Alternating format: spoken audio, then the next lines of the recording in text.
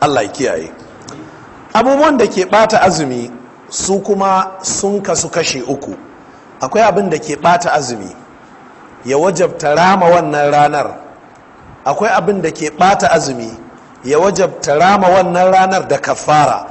Akwai abin da ke ɓata azumi shi kuma ba zai wajabta ramuwa ba zai wajabta kafara ba, sai dai zai wajabta zama a gidan wuta ga wanda bai tuba ba ko Allah bai gafarta mishi ba.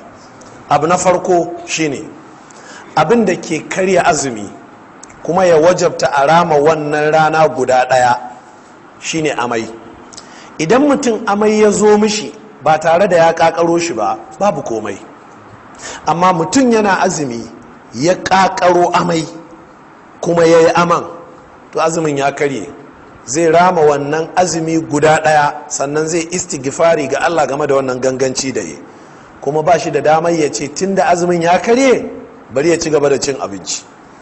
A cikin hadisi annabi sallallahu alaihi wa sallama yana cewa man zara'ahu alqai'u falaysa alaihi qada wa man istaqa'a falyaqdi. Wanda amai ya rinjaye shi ba komai akan shi, wanda ya kakaro amai lallai ne ya ainihin rama wannan rana. Wannan hadisi al-imamu abu dauda da tirmidhi da ibn majah da imamu ahmad su ne suka ruwaito wannan hadisi sahihi ne. Matsala ta farko kenan. Matsala ta biyu, azumi ya karye ya wajabta ramuwa da kafara shine mutumin da yana azumi sai ya sadu da matar shi. Na'am, ya sadu da ita, kun ga da shi da ita suka yi jima'in, amma shari'ar musulunci shi ta wajabta wa rama wannan ranar da kuma yin kafara ta azumin wata biyu ko ciyar da miskinai 60 ko kuma 'yantar da bawa.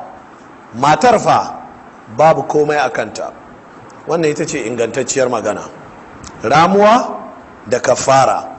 Al'imamu Bukhari da Muslim da al'imamu Baihaqi ad-Daraqutni su suka ruwaito wannan hadisin. Ramuwa da kafara. Sai azumin da zai lalace amma babu ramuwa babu kafara, sai dai azaba wuta, shine mutumin da ya ci abinci ko ya sha wani abu.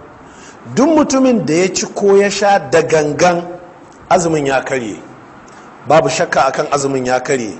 Sai dai a cikin shari'ar musulunci babu wani nassi dalili na ƙur'ani ko hadisi ko haɗuwar malamai wanda ya wajabta mishi ramuwa balle kafara.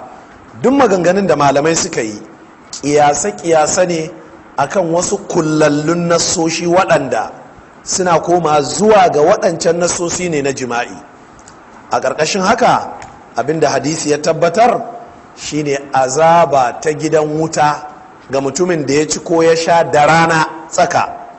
Azabar ta hanyar ɗaukar mai wannan karya azumi a juya kan shi ƙasa, ƙafafuwan a rataye su a cikin wutar jahannama, a nemi shi azaba, jini na zuba daga jikin shi ta kowace kafa daga cikin kafafen idanuwan shi da hancin shi da bakin shi.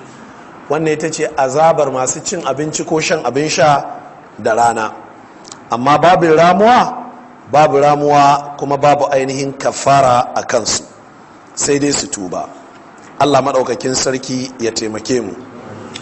Idan jama'ar musulmi sun fahimci waɗannan abubuwa, mun tattauna matsaloli da yawa a gurguje. Yanzu ya rage fidiya. Ina so in mana bayani dangane da fidiya. Da aka ce tsoho ya ciyar, aka ce